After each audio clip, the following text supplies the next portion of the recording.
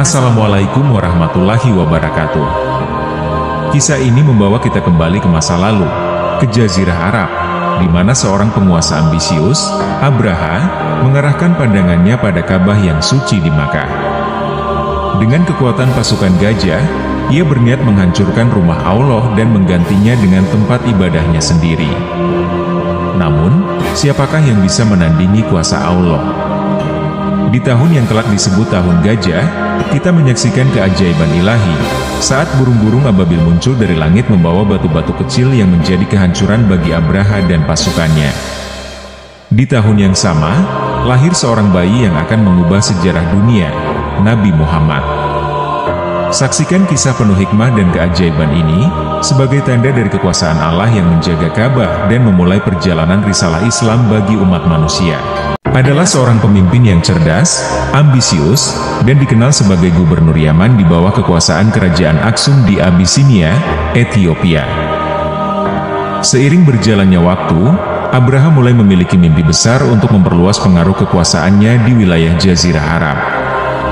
Ia tidak hanya ingin dikenal sebagai pemimpin, tetapi juga ingin menyebarkan agama yang dianutnya kepada penduduk Yaman dan sekitarnya. Untuk mencapai tujuan tersebut, ia merasa perlu memiliki pusat keagamaan yang megah dan setara dengan tempat suci lain, seperti Ka'bah di Makkah.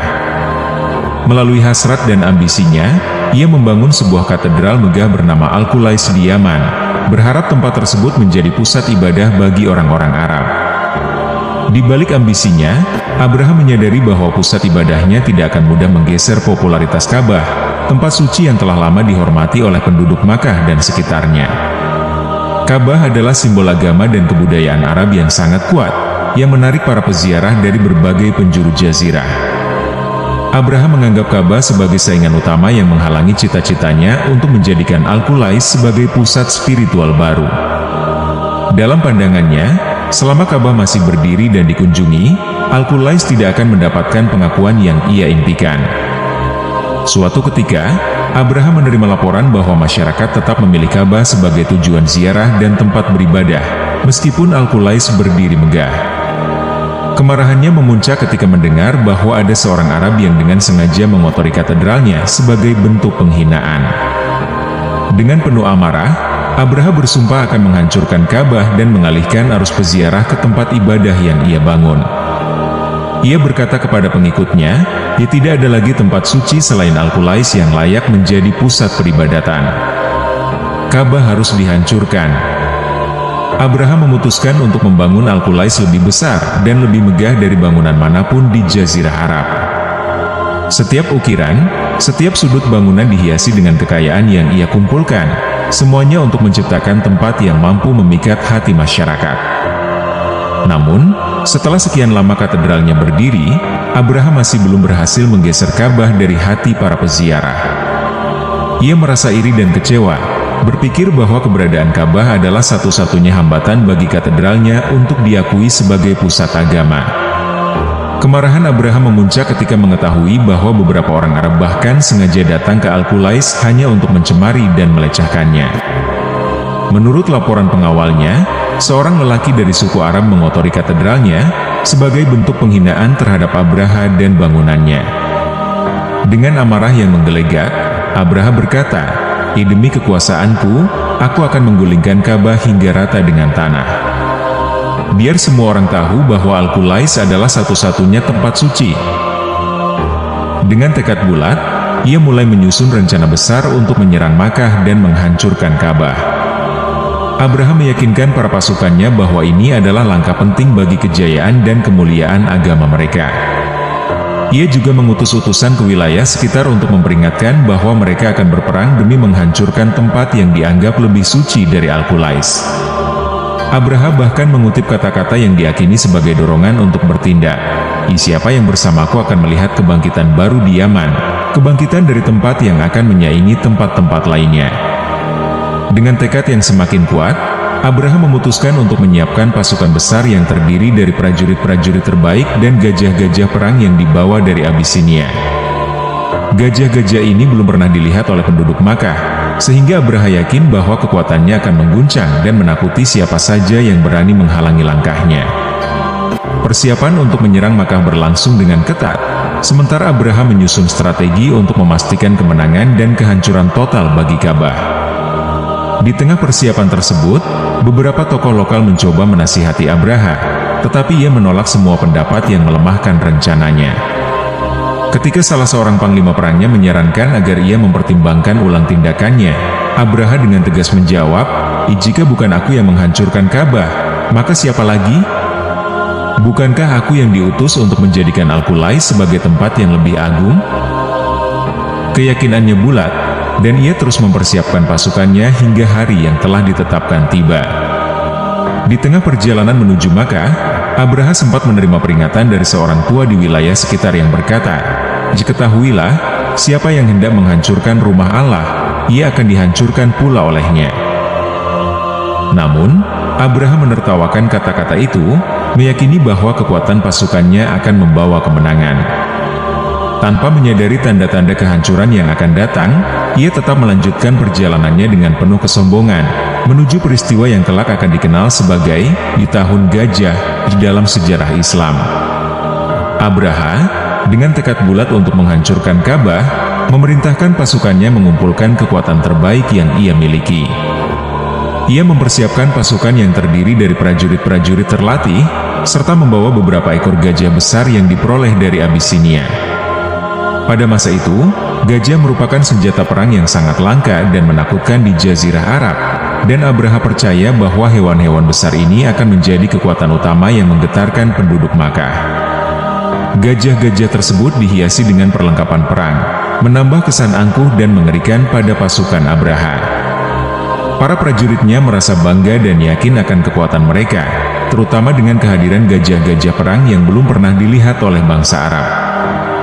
Dalam sebuah pengarahan sebelum keberangkatan, Abraha berbicara kepada pasukannya, "Ka'bah adalah tempat yang menghalangi kebesaran Al-Qulais, dan kalian semua adalah prajurit yang terpilih untuk menyaksikan kehancurannya. Tidak ada yang bisa menahan kekuatan kita." Para prajurit berteriak dengan penuh semangat, merasa bahwa mereka akan menorehkan sejarah besar. Di tengah-tengah persiapan itu, ada beberapa orang tua bijak yang memperingatkan Abraha bahwa tindakannya ini bisa mengundang murka Tuhan, tetapi ia tidak peduli. Abraha, dengan keyakinan kuat pada kekuatan pasukan dan gajahnya, merasa tidak ada yang mampu menghentikan ambisinya. "Bersiaplah. Hari ini kita akan menaklukkan Ka'bah dan membawa kejayaan ke Yaman," kata Abraha kepada pasukannya. Sebelum berangkat dengan langkah sombong dan angkuh, pasukan Abraha mulai bergerak, menempuh perjalanan panjang menuju Makkah. Mereka melewati berbagai wilayah Arab yang belum pernah melihat gajah, dan hal ini menarik perhatian penduduk setempat. Banyak yang ketakutan melihat barisan prajurit yang begitu banyak dan gajah-gajah besar yang melangkah berat namun angkuh. Sepanjang perjalanan, penduduk di sekitar mereka menjadi saksi dari kekuatan besar yang belum pernah dilihat sebelumnya, menyebarkan kabar akan datangnya pasukan Abraha yang berniat menghancurkan Ka'bah. Di setiap tempat yang mereka lewati, Abraha terus mengingatkan para prajuritnya tentang misi besar yang sedang mereka emban. "Kita akan menjadi sejarah, menjadi pasukan yang menggulingkan Ka'bah," serunya, mempertegas ambisinya. Penduduk di sekitar yang mendengar rencana Abraha semakin takut, tidak berani mendekati pasukan tersebut dan hanya berbisik-bisik menyampaikan kabar buruk yang sedang datang. Di tengah perjalanan, beberapa pemimpin suku mencoba menghentikan Abraha dan menawarkan diri untuk bernegosiasi, tetapi ia menolak. "Tidak ada yang bisa menghalangi kita," jawabnya dengan sombong. Tekadnya semakin kuat, dan ia mengabaikan setiap peringatan yang diberikan orang-orang di sepanjang perjalanan. Pasukannya terus bergerak maju, tanpa menyadari bahwa takdir besar sedang menanti mereka di Makkah. Sementara itu, di Makkah, kabar tentang kedatangan pasukan besar Abraha bersama gajah-gajahnya menyebar cepat. Penduduk Makkah mulai khawatir dan cemas akan nasib Ka'bah yang mereka hormati. Ka'bah bukan hanya sebuah bangunan suci. Bagi mereka, Ka'bah adalah simbol kehormatan, iman, dan kebudayaan yang telah mereka jaga selama berabad-abad. Rasa takut menyelimuti hati penduduk, membayangkan bagaimana pasukan Abraha yang kuat itu akan menghancurkan tempat suci mereka. Para pemimpin Makkah berkumpul untuk membahas langkah yang harus diambil. Sebagian dari mereka merasa tak berdaya menghadapi pasukan sebesar itu dan mengkhawatirkan keselamatan mereka sendiri. Di antara mereka, Abdul Muthalib, kakek Nabi Muhammad, berdoa kepada Allah agar Ka'bah dilindungi. Dengan penuh keyakinan, ia menghadap Ka'bah dan berdoa, "Ya Allah, rumah ini adalah milik Emu, lindungilah dari mereka yang berniat buruk atasnya." Abdul Muthalib meyakinkan penduduk untuk berserah diri kepada Allah, karena hanya kekuatannya yang dapat melindungi Ka'bah dari kehancuran. Penduduk Makkah, meskipun khawatir, mulai mengikuti keyakinan Abdul Muthalib dan memohon perlindungan kepada Allah. Mereka berkumpul, berdoa, dan berharap bahwa akan ada pertolongan yang datang untuk menyelamatkan Ka'bah dari pasukan yang sedang menuju kota mereka. Dengan hati penuh doa, mereka menunggu nasib yang akan menimpa Ka'bah, tanpa tahu bahwa mukjizat besar sedang dipersiapkan oleh Allah untuk melindungi rumahnya. Saat kabar tentang kedatangan pasukan Abraha semakin dekat, Abdul Muthalib, pemimpin suku Quraisy sekaligus kakek Nabi Muhammad, merasakan kegundahan mendalam. Menyadari bahwa dirinya dan penduduk Makkah tak memiliki kekuatan untuk melawan pasukan besar tersebut, ia memutuskan untuk pasrah kepada Allah. Abdul Muthalib berjalan menuju Ka'bah, berdiri di depan bangunan suci itu dengan penuh hikmat dan mengucapkan doa, "Ya Allah, sesungguhnya rumah ini adalah milik Emu. Engkaulah yang akan melindunginya dari mereka yang berkehendak buruk."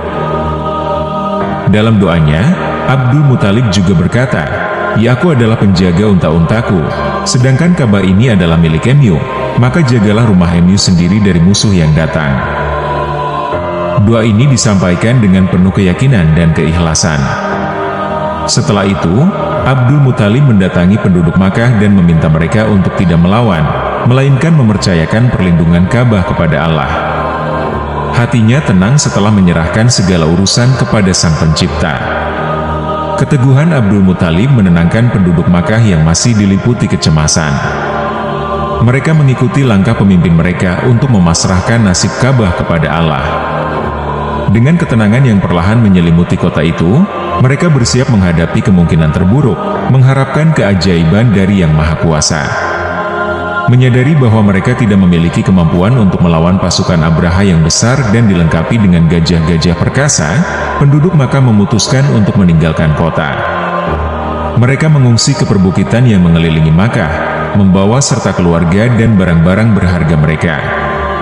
Penduduk Makkah mengungsi dengan perasaan sedih, meninggalkan Ka'bah yang mereka cintai dan tempat tinggal mereka. Anak-anak, wanita, dan orang tua tampak berjalan menuju tempat yang lebih aman di perbukitan. Sesekali, mereka menengok ke arah Ka'bah dengan air mata yang berlinang, berharap tempat suci itu akan tetap berdiri tegak. Di antara mereka, ada yang terus berdoa dalam hati, memohon agar Allah mengirimkan pertolongan untuk melindungi Ka'bah dari kehancuran. Penduduk Makkah merasa hancur, namun mereka tetap mengikuti arahan Abdul Muthalib untuk berserah diri kepada Allah. Dalam suasana pengungsian itu, penduduk saling menguatkan satu sama lain. Meski hati mereka gelisah, doa-doa terus terlantun dari bibir mereka. Ka'bah yang berada di tengah Makkah kini kosong, tetapi harapan untuk keselamatannya masih membara dalam hati mereka. Setelah perjalanan panjang yang penuh dengan ambisi dan keyakinan, pasukan besar Abraha akhirnya tiba di tepi Makkah. Mereka sudah dapat melihat Ka'bah dari kejauhan, dan Abraha merasa kemenangannya sudah di depan mata. Prajurit-prajuritnya mengatur barisan, sementara gajah-gajah perang yang perkasa bersiap untuk bergerak maju menghancurkan tempat suci yang mereka anggap sebagai pesaing Al-Qulais. Abraha memerintahkan pasukannya untuk bersiap-siap menyerang. Dengan suara penuh keangkuhan, ia berkata kepada prajuritnya, "Inilah saatnya. Ka'bah akan jatuh di bawah kekuasaan kita, dan semua orang akan tunduk kepada rumah ibadah kita di Yaman." Para prajurit bersorak, siap untuk melakukan perintah sang pemimpin mereka yang ambisius itu. Namun, saat itu tak seorang pun menyadari bahwa Allah telah mempersiapkan sesuatu yang besar untuk melindungi Ka'bah. Pasukan Abraha yang tampak tak terbendung itu tak lama lagi akan dihadapkan dengan keajaiban yang datang dari langit, yang akan menggagalkan niat jahat mereka.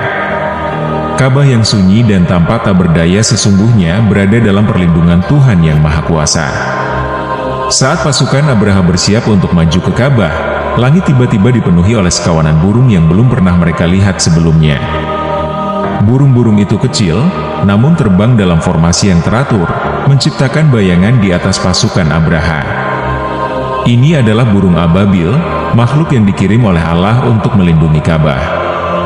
Setiap burung ababil tampak membawa sesuatu di paruh dan cakarnya, batu-batu kecil yang tampak gelap dan panas. Para prajurit Abraha melihat ke atas dengan heran dan sedikit cemas, tidak menyangka ada sekawanan burung yang muncul di tengah-tengah gurun. Apa ini?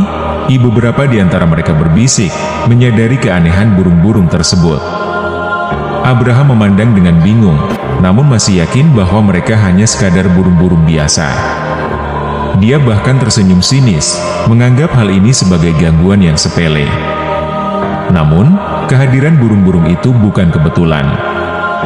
Dalam sunyi yang mencekam, suara kepakan sayap mereka terdengar jelas, semakin dekat dengan pasukan Abraha. Mereka tak menyadari bahwa takdir yang lebih besar telah dipersiapkan untuk mereka di tangan makhluk kecil ini. Tanpa peringatan, burung-burung ababil mulai menjatuhkan batu-batu panas yang mereka bawa. Batu-batu tersebut bukan sembarang batu, melainkan batu dari neraka, sangat panas dan tajam, yang mampu melukai siapapun yang terkena.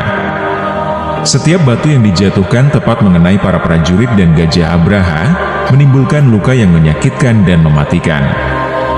Para prajurit mulai berteriak kesakitan, dan banyak yang jatuh tersungkur. Ini adalah azab, seorang prajurit berteriak saat merasakan panas luar biasa yang membakar tubuhnya. Batu-batu itu, meskipun kecil, membawa dampak yang mengerikan. Mereka menghancurkan pasukan Abraha seketika, meninggalkan luka bakar yang tidak bisa disembuhkan. Pasukan yang tadinya begitu percaya diri dan perkasa, kini berubah menjadi kumpulan manusia yang ketakutan dan panik. Kejadian ini berlangsung cepat, namun dampaknya luar biasa. Setiap kali batu panas itu jatuh, ada suara jeritan yang menghantak langit. Burung ababil terus-menerus terbang di atas mereka, menyelesaikan tugas yang diembankan oleh Allah untuk melindungi rumah sucinya. Serangan burung ababil mengakibatkan kekacauan besar di antara pasukan gajah dan prajurit Abraha.